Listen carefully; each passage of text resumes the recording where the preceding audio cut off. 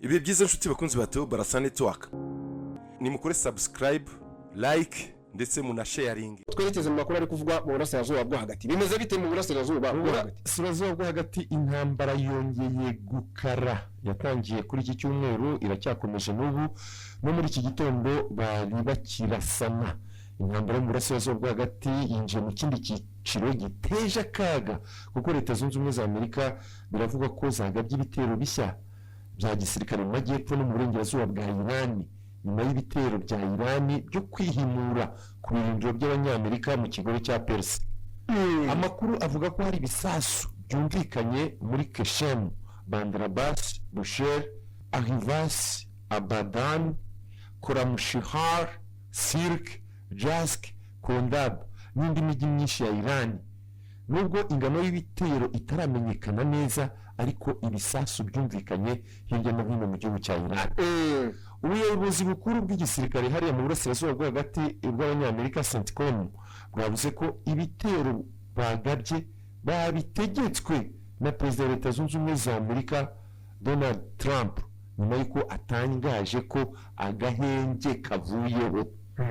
Urumva akanatangaza ko bagomba kurasa Iran kubera ko Iran irimo kwibasira amato y'abasivili. Hagati aho nk'uko bivugwa Iran nayo yahise yihorera igaba ibitero bya misile na za drone mu buryo bwo kwihimura mu gihe ingabo z'abanyamerika bivugwa ko hari misile z'abanya-Iran zarurijemo, ndetse Iran nayo ikavuga ko uriya muhora wa Hormuz yahise inawufunga. Ifunga rero byatangiye mu mpera z'icyumweru. Nabonye rero Iran bari kuvuga ko biri nako ntibivugwa birahari n'ibyo yakoze. Yarashe muri Bahrain, Kuwait ndetse na Jordan nyuma y'uko yihuriye nyine ku gitero Leta Zunze Ubumwe za Amerika zarashe muri turiya duce y'ibyo rumaze kuvuga haruguru. Minisiteri y'Ububanyi n'Amahanga ya Iran yamaganye ibitero ishinja Washington kutubahiriza amasezerano y'ubwumvikane MOU, iburira n'ibihugu byo mu karere nibikomeza gushyigikira ibikorwa bya gisirikare by'abanyamerika Iran irakomeza kubigabaho ibitero. Ibi ni birimo kuvugwa. Hagati ya Leta Zunze Ubumwe za Amerika ikabivuga ko yarashe na za misile z'abanya-Iran, irasa system zo kurinda ikirere n'ibirindiro bya IRGC hirya no hino mu muhora wa Hormuz nyuma y'uko Iran yibasiriye ubwato bw'ubucuruzi bwa kontineri yari iriho ikirango cya Chypre. Ibisasu rero bikaba byumvikanye Bandar Abbas kuko navugaga no ku kigo cya Keshem ahitwa Sirke Kuzestan, ndetse bivuga ko ikibuga cy'indege cya Umudiye nacyo cyagabweho ibitero. Bikaba bivuga ko Iran yishe abantu irabarasa, abandi ngo barakomereka, nubwo Leta Zunze Ubumwe za Amerika ivuga ko nta bantu baguye muri ibi bitero. Iran irasiye ibitero bimwe na rimwe Amerika ivuga ngo nta bantu bahaguye cyane. Amerika yarasahika abo twabamaze. Bura biterwa n'iki? Ubizi se propaganda. Amwe muri ariya masasu n'intuza Leta Zunze n'amashaza. Amwe muri ariya masasu barasa n'amashaza.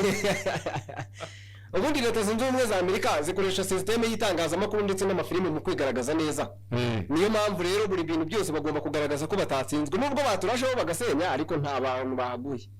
None ibi bitero byatumye gahunda y'amahoro y'agateganyo hagati ya Amerika na Iran bamwe barakuvuga irimo kugenda iyoyoka icika intege, ahubwo yararangiye ubwoba bw'uko birimo gutera ubwoba bw'uko amakimbirane mu karere agiye kwiyongera. Kubwa uravuga ngo iki? Ngiye ndavuga ko yarangiye burundu yamaze kugwa ku butaka. Ubuse kugira ngo inyandiko bunini bashake babe barazitwitse basigaze za archive zo kuzasoma yuko hari ikintu bigeze kugerageza gukora kikanga. Nuko nabivuga. Noneho hagati aho Islamic Revolution Guard Corps IRGC yatangaje ko ingabo zayo zirwanira mu kirere zasenye burundu n'ibigega bya lisansi na systeme zo kurinda ikirere za Patriot ku birindiro by'abanyamerika ahitwa Al-Salem, hamwe na systeme ya radari urumva ku birindiro by'indege by'abanyamerika ahitwa Ahmed Al-Jaber muri Kuwait. Nk'uko itangazamakuru rya Al Jazeera ribivuga, yavuga ko IRGC urumva yavuze ko ibitero ari icyiciro cya gatatu cy'ibikorwa byayo byo kwihimura, ibyo bita wave noneho babyita ngo ijisho ku rindi, guhorera ijisho ku rindi.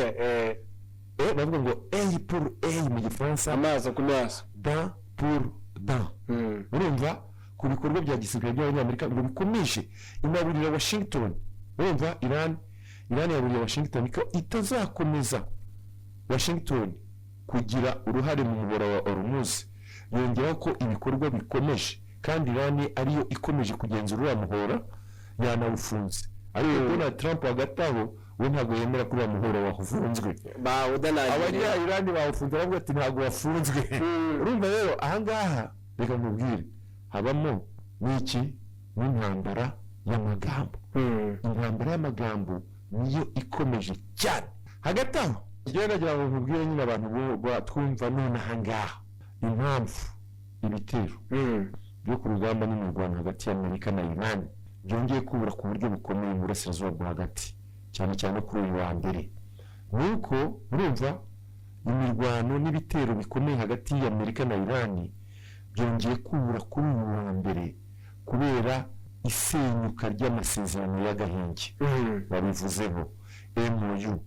Impande zombi zari zagezeho mu kwezi gushize, bikaba byatewe n'amakimbirane akomeye yo kugenzura umuhora w'amazi uzwi nk'umuhora wa Hormuz. Yego, kugenzura umuhora uzwi w'amazi nka Hormuz niyo cause direct yatumye iyi mirwano yongera kuba yaba uyu munsi ndetse no mu mpera z'icyumweru. Ibi rero byafashe urundi rwego nyuma y'uko perezida wa Leta Zunze Ubumwe za Amerika Donald Trump atangaje ko agahenge gashize birarangiye, bituma ingabo z'abanyamerika mu burasirazuba bwo hagati CENTCOM zihabwa amabwiriza yo kurasa. Zitangira kurasana n'ingabo zirinda impinduramatwara y'Isilamu muri Iran, IRGC. Urumva bararasana ibitero bikaze biba mu mpera z'icyumweru bishyira kuri uyu wa mbere. Impamvu rero zisubukurwa ry'imirwano, icya mbere ni ibitero ku mato y'ubucuruzi. Iran yagabye ibitero ku mato y'ubucuruzi arimo n'ayari atwaye gaze. Urumva ayo mato yari afite ibirango bya Chypre, igihugu cya Chypre. Ariya mato yari arimo anyura mu muhora wa Hormuz. Iran yavuze ko ayo mato yanyuze mu nzira zinyuranyije n'amategeko. Urumva atahawe uruhushya, siko biba kuvuga. Yego. None icya kabiri hari ibijyanye no kwirengagiza amasezerano y'agahenge MOU. Impande zombi zishinjanya kurenga ku masezerano yasinywe mu kwezi kwa gatandatu. Iran ishinja Amerika gushaka kuyobora amato mu nzira ya Hormuz ishingiye ku nkombe za Oman, icishije ku nkombe za Oman. Ibintu Iran ivuga ko binyuranyije n'uburenganzira bwayo bwo kugenzura uriya muhora wose. Icyo ni icya kabiri, kwirengagiza amasezerano y'agahenge MOU. Icya gatatu ni ibitero byo kwihorera bya Amerika, kandi bikomeye cyane apana tworoheje. Ibitero byo kwihorera bya Amerika iri gukora. Perezida wa Leta Zunze Ubumwe za Amerika yategetse igisirikare cy'abanyamerika mu burasirazuba bwo hagati CENTCOM gukora ibitero bikaze, aho babigabye bagaba ibitero birenze 100 ku birindiro bya Iran. Mu bitero byo kuri iki cyumweru, urumva bishyira kuri uyu wa mbere, Amerika yakoresheje bwa mbere amadrone agendera mu mazi, ayo bita sea drones mu rurimi rw'icyongereza. Ikoresha n'andi madrone yo mu kirere hagamijwe gusenya radari n'ubwato bw'intambara, urumva, na za misile za Iran. Urumva, noneho ikindi cyatumye iyi mirwano yubura muri mpera z'icyumweru, ku cyumweru bishyira ku wa mbere, urumva, nuko na Iran nayo irimo guhiga ikubita agatoki ku kandi, ifite umujinya ko igomba kwihorera ku muyobozi w'ikirenga baherutse gushyingura. Ibi ngibi bikaba byashyizweho umukono binashimangirwa 100%, urumva, na Mojtaba Khamenei ubwe, umuhungu wari Khamenei. ibi nabyo biri mu bintu byatumye iyi ntambara yongera kubura ku cyumweru no kuri uyu wa mbere. urumva utarava kuri icyo nyuma yaho uyu muyobozi ngiye kurangira urutonde kavuga yego nyuma yaho umuyobozi w'ikirenga wa Iran yishwe ari Khamenei ashyinguriwe mu cyumweru gishize nibwo bamushyingura byibuka nyuma yo kwicwa n'ibitero by'Abanyamerika na Israel mu ntangiriro mu mpera z'ukwezi kwa kabiri muri uyu mwaka. Umuyobozi mushya Mujtaba n'ingabo za RGC urumva IRGC bavuze ko bafashe urumva umwanzuro wo gufata umuhora wa Hormuz bakawugenzura 100% kandi ko bagiye kwihorera bikomeye. urumva ibyo bavuga ko bagomba kuzica Donald Trump barabivuze baranabisinyira n'uburakari bwinshi n'akarasisi gateye ubwoba. Ibi rero biri mu bintu byatumye iyi ntambara n'imirwano ikaze yongera kuba kuri uyu wa mbere ndetse n'iyabaye mu mpera z'icyumweru. Izo mpamvu enye z'ingenzi nizo zabiteye. ubundi rimwe mu ikosa rimwe rikomeye cyane leta zunze ubumwe za Amerika navuga ngo zakoze muri iki kintu ni ukugerageza gutera Iran mu gihe yari irimo gushyingura uriya Ali Khamenei. Kiriya cyari ikibazo gikomeye cyane, ryari ikosa rikomeye cyane kuko abaturage, abasirikare, abayobozi n'inzego zose za Iran zari ziri mu gahinda, ziri kwibuka neza ibyabaye nk'uko byagenze ejo, ziri kwibuka uburyo bamukuye mu bintu by'ibisima ahantu yari yihishe byamukuriye muri Kave. Yego, ako gahinda bari kukanyuramo. Leta zunze ubumwe za Amerika naho bidahagije mu gusonga kuko umuntu utagufitiye mu baragusonga zahise zigaba ibitero kuri Iran barimo kumushyingura. Kiriya ni ikimenyetso cy'uko umuntu muhanganye nta muwagufitiye agifite umugambi wo kukurimbura burundu akagusiba burundu gashira, ahubwo yarakubuze yabuze ahahera. Ibyo rero byahise bibyutsa umujinya ukomeye cyane ndetse mwinshi cyane mu mpande zose z'igihugu. N'ikimenyimenyi Iran iramutse azanye ibintu by'amasezerano n'ibiganiro, uzi ko usibye ko abaturage ba Iran badakunda kwigaragambya banakigaragambya. Kwigaragambya bajya bigaragambya ariko haba barimo ukuboko kw'amahanga. Hagati wenda twabacira muri make ibitero byabaye kuri uyu wa mbere nubwo bimwe twabivuze.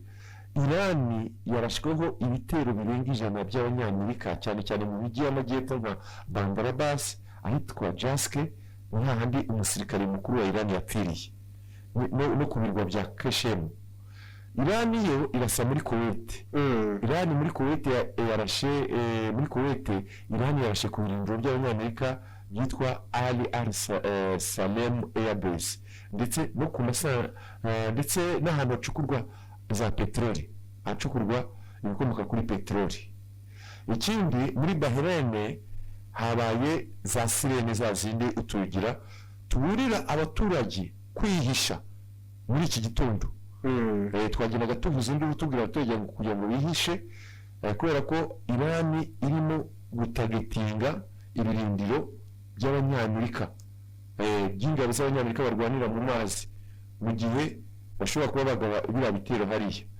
Noneho muri Jordania ho Iran iravuga ko hari ibirindiro by'Abanyamerika byitwa Prince Hassan Airbase byarashweho na misile za Iran bituma ahaba ibikomoka kuri peteroli n'ububiko bw'ibikomoka kuri peteroli harashya haragurumana hano muri Jordani. Yego, Iran harashye.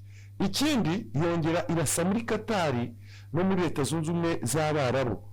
Ibihugu byatangaje ko nabyo birimo gukoresha za gahunda zo kwirinda mu kirere, air defense system, ngo bikumire misile n'amadrone bya Iran bibasumbirije. Kugeza ubu ngubu aya n'amakuru dukesha ikinyamakuru Al Jazeera yewe na CNN imaze kubivugaho. Al Jazeera yo inerekana ko nubwo ibiganiro bya diplomasi ngo byaberaga muri Oman byahagaritse, urumva bitakiba, ibiciro bya peteroli ku isi ngo byahise bizamuka cyane ku kigero kigera kuri 4% kubera gufunga uyu muhora wa Hormuz. Umuhora wa Hormuz Iran yawufunze yongera gufunga ibiciro by'ibikomoka kuri peteroli bihita bitumbagiraho 4%. nimukore subscribe like ndetse munasharing.